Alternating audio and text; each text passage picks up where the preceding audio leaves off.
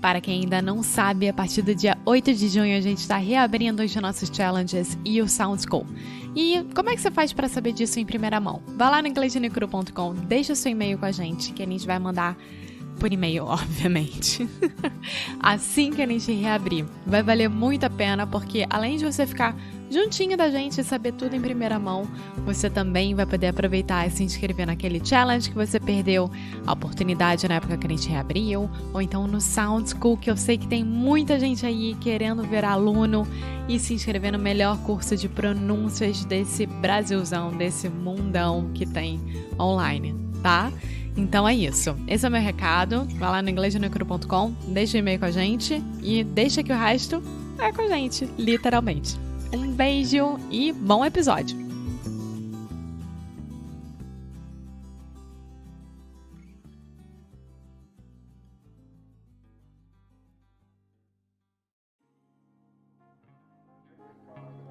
Oi pessoal, bom dia, boa tarde, boa noite. Bem-vindos a mais um episódio aqui do Inglês no Rádio. A gente está muito feliz de ter você de novo com a gente. E hoje eu vou falar sobre o Cambly. Claro, né? Óbvio, você que escuta a gente desde o princípio sabe que o Cambly é o nosso parceiro querido do coração. A gente não larga eles por nada nesse mundo e vice-versa, o que é maravilhoso. E engraçado que essa semana eu tava falando lá com o pessoal do Instagram sobre autoconfiança e sobre medo de julgamentos dos outros em relação a gente falar inglês com falantes nativos. E, gente, o que eu falo sempre é, se você não começar a falar e ultrapassar essa barreira, você não vai conseguir ter a sua autoconfiança para encarar qualquer julgamento dos outros, não é mesmo? Então, assim, vá lá no Cambly. Vai no cambly.com ou no aplicativo do Cambly, coloca o nosso código em minutos grátis, que é inglesnuecrupodcast.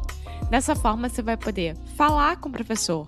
Eles estão lá 24 horas por dia, de qualquer lugar do mundo, então não vai ter problema de uso horário nem nada. E dessa forma, você vai começar a ultrapassar essa barreira e parar de travar.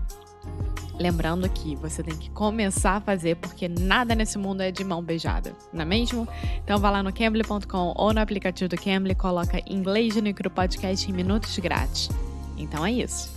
Now, on with the show!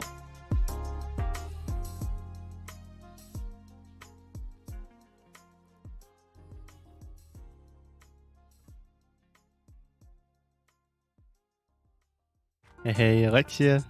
What's up? Olá, what's up? What's up? What's up? So, Alexia, How are you? I'm good. I'm great. We were just talking. We were just talking right now. Bye, Emma. So let's get straight to the point, because this week we're talking about sounds. If you did not listen to the episode yesterday, then I recommend you start there.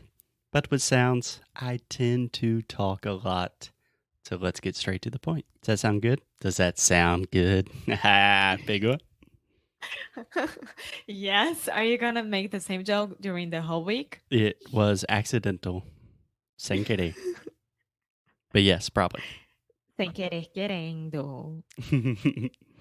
Okay, so Alexia, yesterday we talked about some of the fundamentals of phonetics, and we focus specifically on vowels, the difference between fixed vowels and moving vowels. I'm not going to make you recite all of that right now, but I just want to take a step back today and try to put these things into a little bit better context.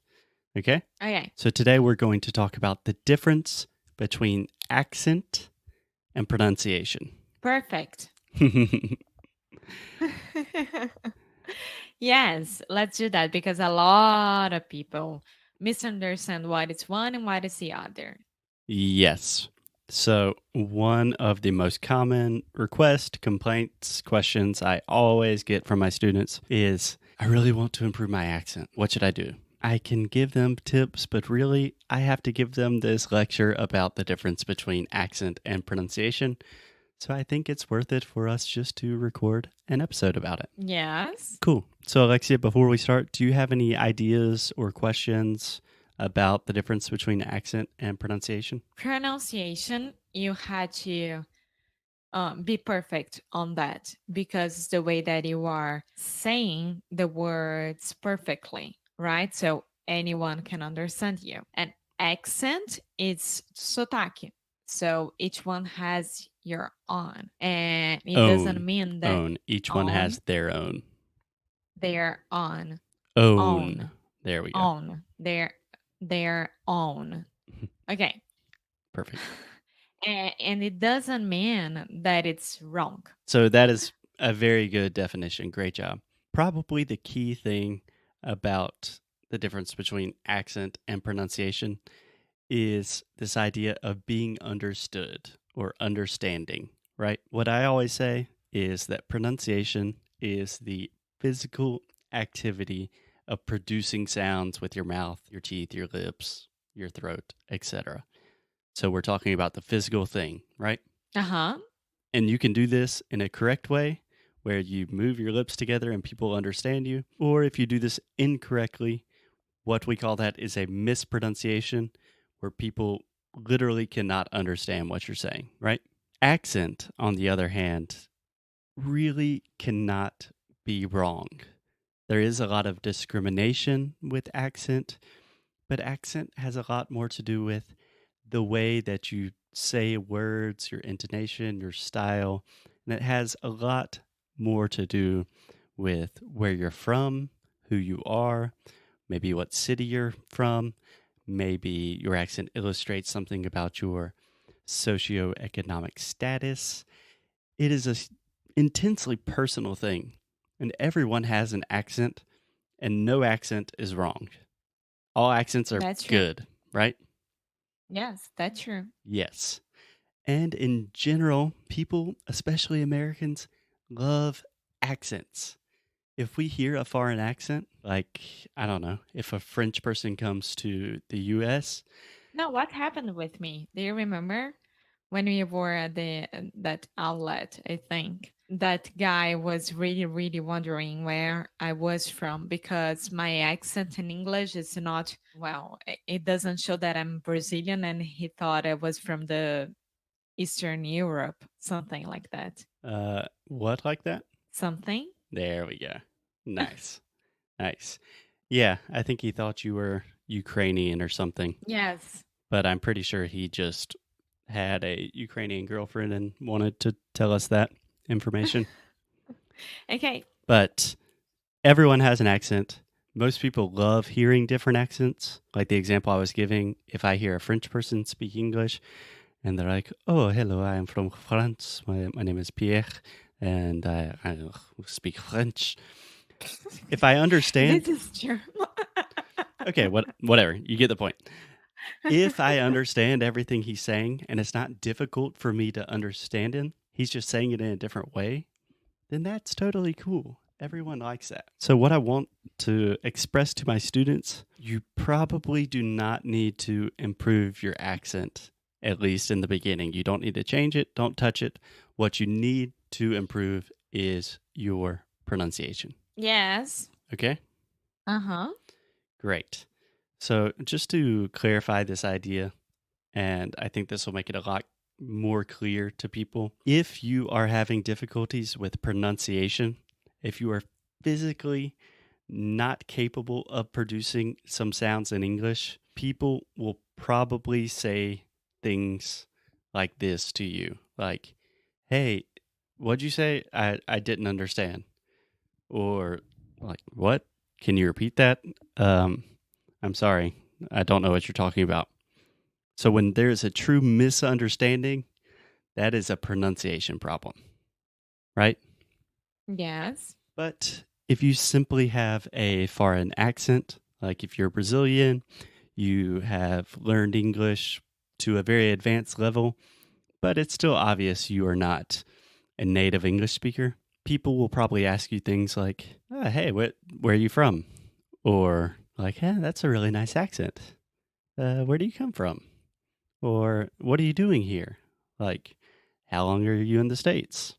You know, when I'm in Brazil, I always get the question, like, where are you from? Are you from Portugal? And I'm like, how am I? How would you think that I'm from Portugal, Mr. Taxi Driver? You were from Portugal. No, you have the Portugal accent. Yeah, but there were still a lot of mispronunciation and just like terrible grammar in Portuguese in general. So I think it was crazy that people thought I was from Portugal. Whatever. Alexia, what do you think happens to you when you're speaking to Americans? Like if you meet someone new, do you think they say like, hey, where are you from? Or do they say, sorry, what are you talking about? No, no. Sorry, what you're talking about, I don't get that much. But I get, of course I get, but not that much. But where are you from is always on the menu. Exactly. So that means that you do have an accent, but for the most part, your pronunciation is pretty darn good. Yeah. So for example, I have a Southern accent. Maybe when I'm teaching, I have a little bit more of a neutral, general North American accent. But when I'm speaking with my friends, Your family. I'm a redneck, yeah. My parents, they have a really strong Southern accent. Yes. I love it. Yeah, I love it too. I think it is just precious. For example, you have a very strong Carioca accent. I have, and I'm proud of it. I don't mind. Right. So if you go to São Paulo or Bahia, todo mundo vai me pedir para falar, fala biscoito, fala por favor, ou por quê. Yeah. Mas as pessoas vão te falar, tipo, você é de onde? Você é carioca, não é? Na hora fala, você é do Rio, né? Yes, but everyone can understand you. Maybe there's some weird words like that. Maybe when I'm at São Paulo and asking where is São Paulo. In São Paulo and asking where is MASP, which is MASP. I don't know how to make Paulista accent. MASP. But MASP, they won't understand, but that's fine. Yeah, I cannot remember what episode that is. I will put it in the show notes. Carioca connection. Yeah. Okay, but you have a Carioca accent. Your dad has a very neutral Paulista accent. Yes. So even in your family, you have different accents, right? Yes, I do. So your accent is this intensely personal thing. It defines you. When you open your mouth, people automatically think things about you. They judge you. They are making assessments and observations about you. And it's up to you to make a good thing or a bad thing. Yeah. But you really don't need to change that core part of your identity to be a completely fluent English speaker. So my recommendation for you, Alexia, today is talk to an English speaker. You don't need to do this because you talk to me every day. Okay. My recommendation to all listeners, the next opportunity that you have to speak to someone in English, just talk to them, say a few things, just introduction, very fast, and see what their reaction is. If their reaction is, wow, where are you from? That's an interesting accent. Or, how long have you been learning English? You speak really well. Then you have pretty good pronunciation, probably some things you can improve, but they are talking about your accent. But on the other hand, if someone says, hey, I don't know what you're talking about, that means you need to get to the fundamentals of sounds, of pronunciation, that we will continue tomorrow. Yes. Does that sound good? Yes. Sound good? Bigger? Oh my God, again. It was another very, very good episode, amor. I'm very proud of you. Thank you, Alexia's stamp of approval. Alexia, I'll see you tomorrow. Bye. Para quem não escutou o que eu falei lá no comecinho do episódio, primeiro eu queria agradecer por você ter escutado mais um episódio aqui do Inglês no Rádio. É muito bom ter você com a gente. E eu queria avisar que a partir do dia 8 de junho de 2020 a gente vai reabrir os challenges e o Sound School. Então você que está esperando por isso, corre lá no inglesnuecrupodcast.com, deixa seu e-mail com a gente que a gente vai avisar assim que reabrir lá no e-mail, tá bom? Tá valendo muito a pena, a gente tá muito feliz de poder oferecer isso pra vocês. Então corre lá, se inscreve na nossa newsletter, é uma forma de você ficar um pouquinho mais perto da gente e vice-versa. Então é isso, por enquanto é o que eu tenho pra falar. Depois, a partir da semana que vem, eu volto aqui pra falar mais coisa. Mas só queria dar essa notícia em primeira mão pra você, tá bom? Então tenha um ótimo dia, uma ótima semana. Um beijinho. Tchau!